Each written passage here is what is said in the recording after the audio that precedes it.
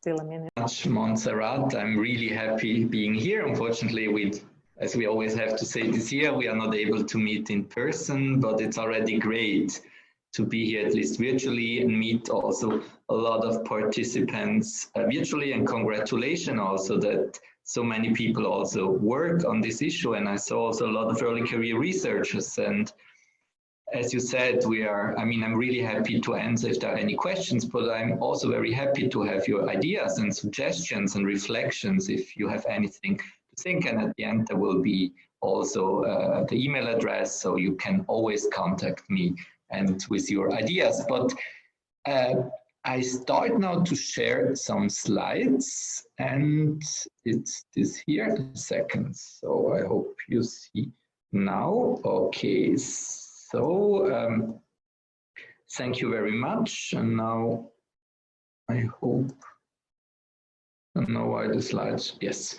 Okay, so thank you very much for inviting you again. I'm here in this event, so immediately starting to introduce, and you already did some introduction, Montserrat. So I'm representing here the EUA Council for Doctoral Education. We are a membership service of the European University Association, which is actually the largest European doctoral education network, and we address especially doctoral education, but of course also early career research more generally, also postdoctoral researchers, and driving here doctoral education policies and promoting cooperation, exchange of good practicing. We look at trends, we organize regular events, where we always look on one hand on some issues which are always very current to deal with, like supervision, like organization of doctoral education, but also looking what are the emerging issues, like, for instance, research assessment, which always has been a topic, of course, in academia, but in the last years, I will talk about that, is becoming even more important and discussed. And we, just to say some topics we look at, deal with is issues like research integrity, open science. We look always about collaboration, and that's also great that we have people also outside from Europe. We have worked on several global projects as well with international partners, career development, but also issues like, for instance, the health, mental health, well-being of doctoral candidates, or issues like the SDGs and how doctoral education can contribute to the big challenges our world is facing today. Now, starting about doctoral education, obviously, and we all know that the doctorate is like the oldest degree we have in this world, in Europe. It comes from the late medieval time with our own history, which unfortunately I cannot talk in this webinar, but in the last 15 and 20 years, there have been important changes here in Europe, more leading to more structural approaches of doctoral education, leading to the establishment of doctoral schools in many places where there have not been doctoral schools. To give you some numbers, like 15 years ago, we had about 25% of European university had structured forms of or structural institutionalized forms established. Now we are more about 90–95%. So most universities have developed certain umbrellas and structures and doctoral schools in their universities, and this is based on especially several meetings that have happened and work that has been done also in the context of EUACD, together of course with other partners and in the universities, starting with the seminar 2005 in Salzburg, where some principles were developed, which unfortunately I can also not present here, and then further on have further developed.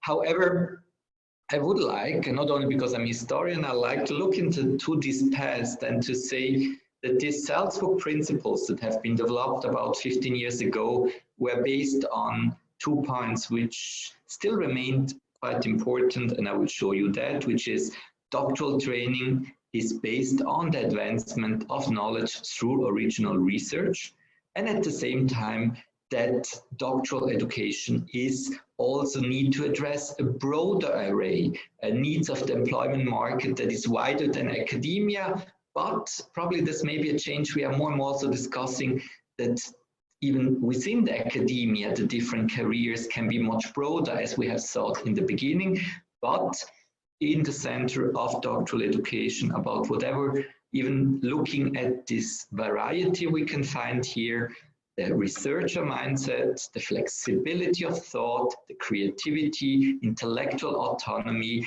through original concrete research is in the center. This is the mindset we are looking at it, and it's like, and I like to share this as well, looking that this project is exactly looking also into this researcher's identity. Now, we did a survey 2018 and published it 2019. I'm happy to share later the links where we are looking, how is it today? Is it still how academia is working? And here we see, yes, we asked our member, how do doctoral candidates spend their time? Mostly, and we see scientific academic research is in the center of their daily work to a great extent. They see doctoral candidates as academic scholar, but at the same time, also as highly skilled knowledge workers. And when we go back, you see it's not only the scientific research and in the center, they do a lot of other things, including teaching, teaching-related administration and so on, which is not in the center of their activities, but it's still quite an important part of the doctoral work of the life of a doctoral candidate. Now, let's go faster. So when we look what are they doing most their time, again, they concentrate on specific research competencies, but at the same time, they're working on other issues, like, for instance, what we would call more transversal skills, for instance, management, leadership competencies, but also issues like knowledge valorization, teaching is an important part of what a doctoral candidate is doing nowadays. It's, again, the center is the research, but a lot more is also part what early career researchers and later on even also senior researchers are doing. Now, what we did in the context of EUA and in the context of current development in the area of open science and open access, we were looking at how are early career researchers then assessed. And for that, we asked EUA members. We got about 260 universities from 32 European countries answering. And the first question was to say, who has actually a say about research assessment? And here we can see that universities are quite autonomous in developing how you do actually assess careers in research, and you look at the performance, for instance, of research units. Now, in the further questions, when we look more in detail, we see that a lot of other actors come here also into game. So this high autonomy we have is always also in the context, for instance, of, let's say, funders, governmental agencies who have a say there, but the self-perception is quite autonomous. Now, when we look about what is really important from all what researchers are doing, we see research publication is in the center. And second is attracting of funding. While other points like, for instance, the capacities on research network, mentoring activities, other issues which researchers do is much less. However, it's already considered, so it's not that it's completely irrelevant, but the importance lies quite strongly on research publication. Now, when we asked, how do you assess this research publication, we then see that the journal impact factor, and I don't know if everybody's aware of the journal impact factor, it's actually a measure about how many citation a certain journal receives within a certain year. The journal impact factor is very high. The H index, which is actually based on how many journals an author publishes with at least a certain amount of publications, of citation, is also quite in the center. So the metrics especially journal impact factor metric, which doesn't really look at the research itself, but only where do you publish it, is quite the most important publication you have. And the number of citation you get, it's quite prominent in the way how research is assessed. Now, this, and I will talk about this later, leads to some issues and some challenges we have to deal with. Now, we, however, asked also the members of the university, what do you think is the main reason that you don't change the system? Here, it's the first point is to say it's extremely complex. How do you find, and this is what I will talk later, how do you find an approach which takes into account the whole complexity of the research process? Second is the lack of institutional capacity. So changing the system, especially when we had a system which was very much based on numbers, and now we want a more broad approach to research, then we also need more capacities. And the third one, and this is maybe also really great that we discuss this in this context, is also the resistance of researchers who may think, well, you change this, but I build my career on that. Will it harm me or not, or will it get worse? So the discussions and the need to discuss about what assessment is and the inclusion of all relevant stakeholders, and particularly, of course, of researchers, is quite important. Now, again, here, another information we had, indeed, the metrics, the measurements of research output based on number of publication and citation are in the center. And only on second time is the qualitative peer review assessment.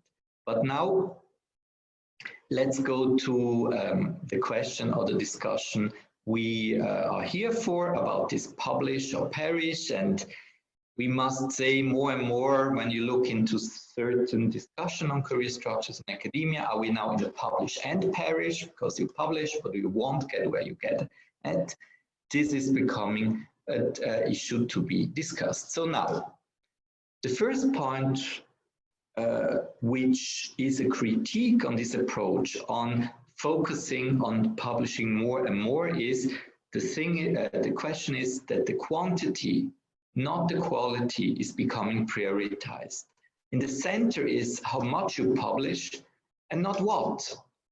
Secondly, that just a part of the academic production is taken into account.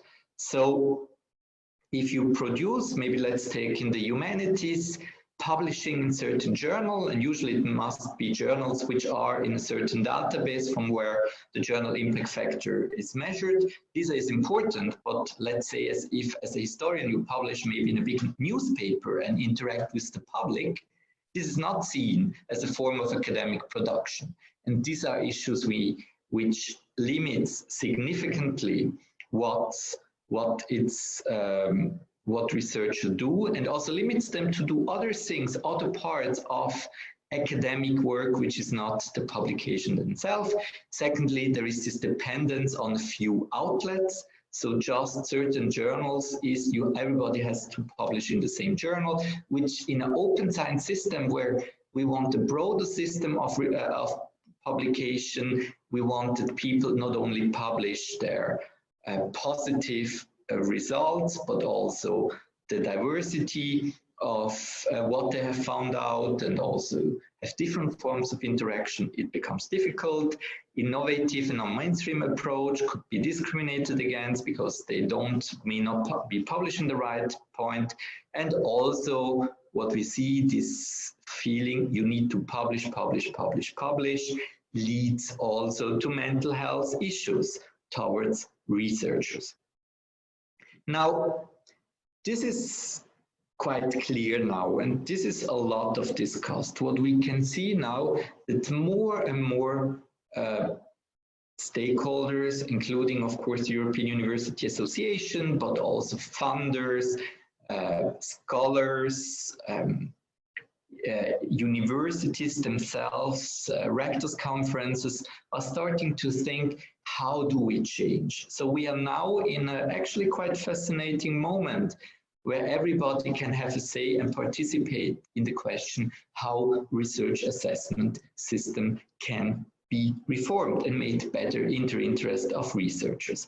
Now, I have now 2 slides where, and then I'm also like to enter into the discussion. What do we actually need for a better assessment? And these are more also reflections I would like to share with you, that we can discuss what you think in these regards, if you agree or not. So it's really a start for the discussion. First of all, it's important to overcome to have transparency and fairness in the assessment system. It's important for early career researchers to understand assessment and rely on it. Secondly, the sustainability. It's not only to say we now have this system here and this system here. It's a way that supports the careers of early career researchers, brings also understands the mobility, which, as I said before, makes it very important that we have a concerted approach between different universities together of finding the right way. The third, and I talked a little bit about this, is the diversity of what academics do. It's writing articles, it's writing books, that's key in research, but also teaching, societal engagement, communication, the collection and processing of data according to FAIR principles, so the ability to share your data, the ability to be a good supervisor or mentor. These are all aspects which need to be taken into account in such a system.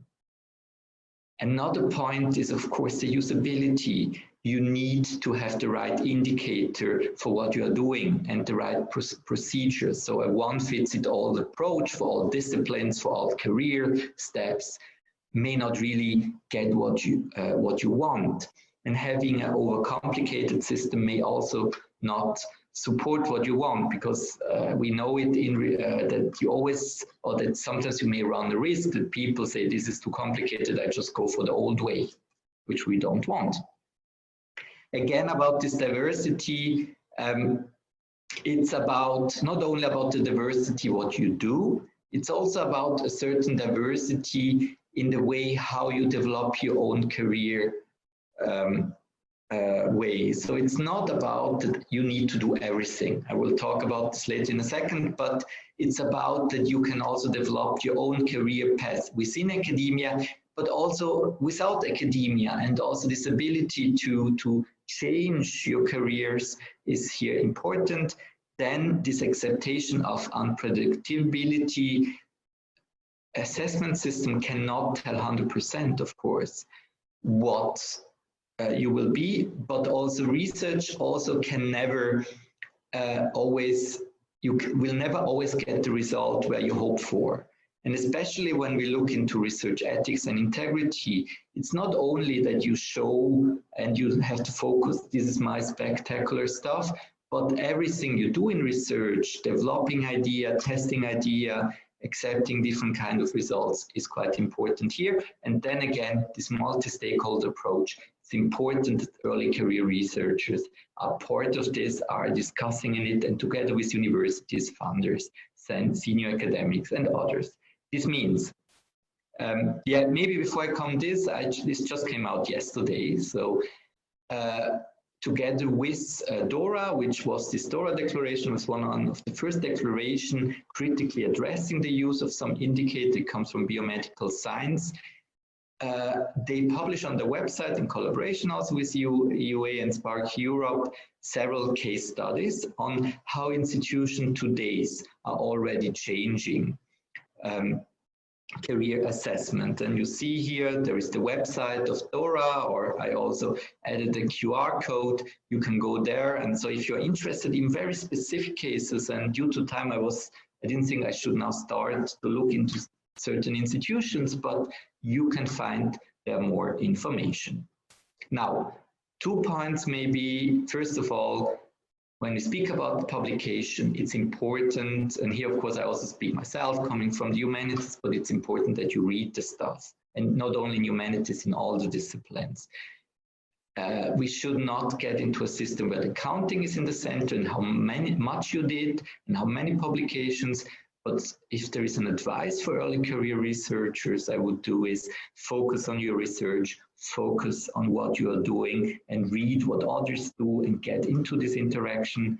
Don't get into a trap of self-optimization. Don't be afraid that now you need to do everything all the time. It's important to discuss, and this is also the important role of supervisors and of doctoral schools, to discuss also what the different opportunities are, the different ways to do, to develop careers, to also develop skills in career development. But yes, so this is another point. Now, to end, I would like to invite you all to our next online thematic workshop. We were actually supposed to be in Portugal in January, which unfortunately is not possible. There we'll discuss about artificial intelligence, data management, and the digital world of doctoral education. We are always very happy having early career researchers present, so you are invited there, and you also find the link, or after on our website.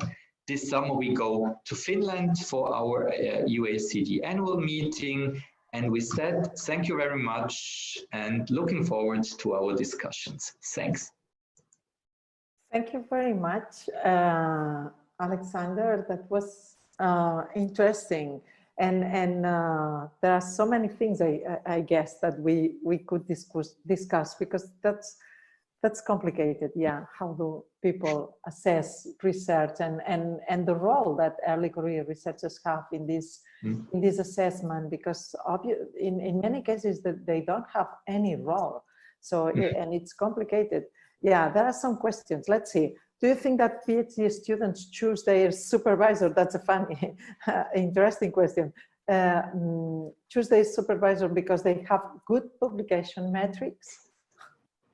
Well, as always, I would say, well, we should not generalize. So there are obviously plenty of reasons why you choose a supervisor. I would not recommend to choose the supervisor on a publication metrics, especially because the number, it doesn't mean because you have published a lot in some very important journals that you are a good supervisor. It can also be that you are not, and there are other good supervisors who may have not published so much. But at the same time, again, a one-fits-it-all approach is not necessarily the best. So if you feel this person for any reason would be a good supervisor, and there is a good also institutional support to develop the process of to work with a supervisor very well, then discuss for it openly and go for it. So it's not about you should have this kind of supervisor. It's important to have the supervisor which fits to your need and who is aware of what it means to be a supervisor. Yeah, I agree. There's another question, say how to make sure that our published research never haunts us again during our future careers, as we can be sure at the beginning if our research is published worthy. So if I understand right, it's about how can we plan what we will be, let's say, proud or satisfied to be published. Yes, I mean, this is exactly the point. You actually can never 100% plan in research, and therefore it's also important that you don't have an assessment system which only looks at how, as I put it in the presentation, spectacular your result is. The important is that the importance, and I would say most academics would agree that, is that you do, especially as early career researchers, do a good research, and that you get the support by the supervisors and the right training and the exchange with colleague, and an assessment system should honor that. So just to give also an example, increasingly there is an understanding that even not having no results, but having a good research showing that certain questions doesn't lead there where you may want to go, it's an extremely important contribution to research. And unfortunately, it may not always get published the same way as some other results gets published, but a assessment system should not look at, again, how spectacular it is, but how you do it, and this is the important. Yeah, and I guess also this idea of, because that happens to me in some cases, that you publish, but there is a progression, obviously, and in some cases, so research obviously advance, and there is some changes. So you cannot sustain anymore what has been published maybe 10 years ago, because knowledge has been changing and you have been changing accordingly. So I think this is something that should be understood for early career researchers from the very beginning. So there is a progression, and it's not you publish and that's fixed. Yeah, I think something which is increased, which of course is more and more discussed, is this what we call the imposter syndrome. And this is important to say, of course, and I know it from myself, when you do your own research, you ask, oh no, but at the beginning you may feel, wow, I had such a great idea. And after 2 years, you realize, well, it's maybe not the greatest idea. And then before you publish it, you think, it's a still okay idea. And then you publish it. So don't put yourself under a big stress by feeling, oh, is this enough? But this is not helpful, and this is a feeling a lot of researchers have all the time, even when they are retired. Yeah, exactly. There is also an issue regarding, well, insisting something that you have already mentioned, that the most important thing is to publish articles that are relevant to science. So probably the problem is to know how to do that and where to publish. And then there are some other questions asking for that. So can you recommend a platform or practical approach for connecting with other researchers across Europe with the intention to collaborate and publish together? Well, I don't think I'm able now to say for each discipline in its institution how you should do it. However, I would say what we see now, especially in the context of open science, they are increasing also, and this is also related to the question of peer review, new forms of outlets, new ways of publish and communicate results. However, again, here it's really also on one hand responsibility of supervisors, and we are aware that often supervisors coming from a very old system may not always, even with the best intention, may not always be aware how the situation is today. However, I would suggest here have this discussion with them, with other peers, and also with institutions. Also doctoral schools are often places where you can discuss this with professionals in these areas, with other colleagues, about how do you develop your research. But I would recommend to get into this discussion, get support, and also look what is out there, how new forms of publications come up, and not only focus, I need to have my 2 articles in these 2 journals. But again, I cannot tell you for each discipline, for each institution. Yeah, that depends greatly on disciplines. Yeah, this is connect with another question, which I think it's something that you were already mentioning right now. What's the role of double-blinded publishing in evaluation of researchers? So can be journals forced to start double-blinded publishing? And since journals earn very much money out of publishing, what's their role in publish or perish? Have these big corporations now managing almost all the scientific journals?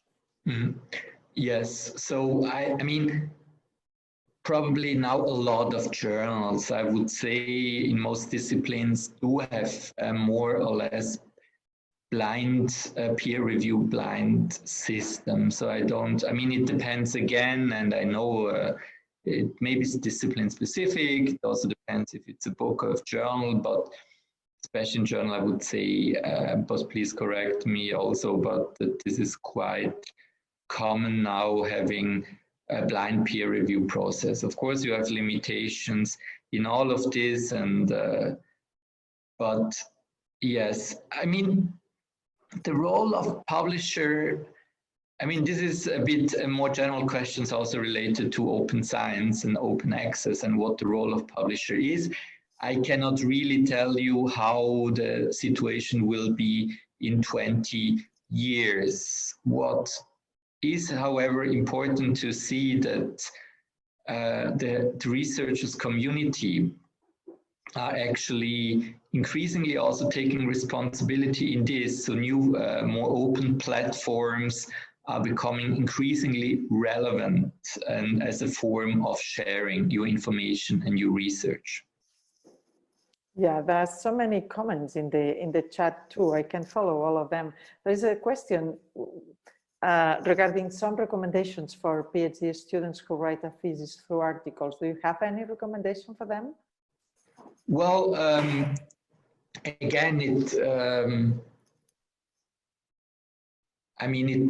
depends quite on disciplines if you can do it or not. I mean, there is an increasing, I would say, in certain disciplines where thesis per articles are relevant or not. So I'm happy to give recommendation, but I'm not so sure what kind of recommendation. So if this is recommendable or not, but this would be again a question I feel a supervisor or other colleagues should be also a way to discuss with, or in the context of your doctoral school to be discussed. Mm-hmm. There's another one asking about practical tips that you can give for early career researchers, like the one who was asking, EA, I don't know the name, to start affecting change in this domain. Yes. I mean, one way to do, and there are actually, one of our key partners we have in CD is Eurodoc, which is the representation of doctoral candidates in Europe. And in many countries in Europe and outside of Europe, I'm unfortunately not so aware of it. There are also concretely associations who are representing doctoral candidates. So one thing is always to recommend, work with them, get active also in the bodies, and this is not only for open science. I mean, in the survey I mentioned before, we also looked at the role of doctoral candidates also in the governments of institutions, and they often have a role, so be active there. Second is to discuss it, to exchange about it. I mean, when I remember I did a couple of years my doctorate, I was not really aware about, it was also not so common than today, but the information it's important that everybody gets informed there and being aware of this development. So the mix of being active in association, but also spreading the word, being part of discussions like you are today, these are certainly 2 points I can recommend to do. Yeah. And I think this also has to do, you mentioned that, but yesterday, Matthew, I think also, he was talking about the need of being part of any association of doctoral students or early career researchers, because usually they have these programs or they have initiatives, and together you have more strength to have a kind of influence in your universities or and also another point is really to start thinking yourself is exactly what is actually doing. This is what your project is also about. So do I have only to focus on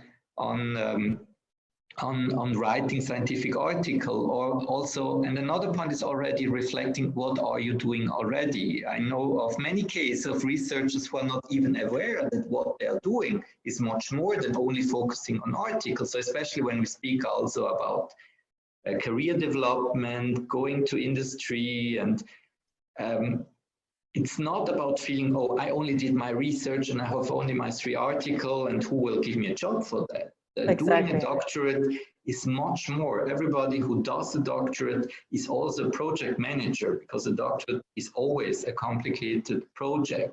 It's always a communicator. It's always communicating to others all the time. So and here again, you will find of Doctoral Education Association, but also within universities, but also within trainings, a way to do it, and really think about what can you do, and don't be shy also to bring it out. Exactly, even at the level of the doctoral program, because I don't know, Lucas in the chat is saying, well, developing a young researcher is about developing a professional identity and positioning yourself. And that's true. And there are other formats such as blogs or other formats of even scientific communication through blogs. This is a new multimodal way to publish your research. Even this research that has not been published at the journals, for example. And in the doctoral programs, usually students have also some voice and some opportunity to ask for other formats, because assessment of the candidates, when it's only based on the result, only the thesis, well, then we talk about transversal skills. We were talking about that yesterday, but if we don't include that into the assessment of PhD students at the end of their graduation, so then why we are promoting this, transversal skills or communication or dissemination your research? All the grants now include dissemination through other channels different from scientific articles. So that's a point, a real point to get. Now, okay, there are some other questions. How many articles a good PhD student should publish during the 3 or 4 years of PhD program? Yes, that's again, I mean, I cannot tell you, because it really depends on the discipline, but also I would say it depends on the person. This is also what I remember when I did my doctorate. It depends really with whom you drank a beer after a conference. So somebody, you could have a group of people and they telling you, you need to publish. That's the thing. Then you have the next day with even the same discipline, you have dinner and they say, no, just one article, this one must be really good. It's probably, there is no one fits it all approach. And I mean, it depends. I mean, Lucas said exactly blogs, for instance. Now, I would not recommend, if somebody feels, I don't want to do a blog, I don't feel comfortable, or I don't want to be in my thesis in 3 minutes, thing in my university because I don't like it, I feel nervous. It's maybe not worth that you do it if you don't want it or don't like it or you feel uncomfortable. But if you are interested to do it, I wouldn't personally not be afraid when people tell you, no, just focus on that. At the same time, it's also important, look what your institution can give you also support in this. You're usually not alone. You have different resources you can deal with. You have access,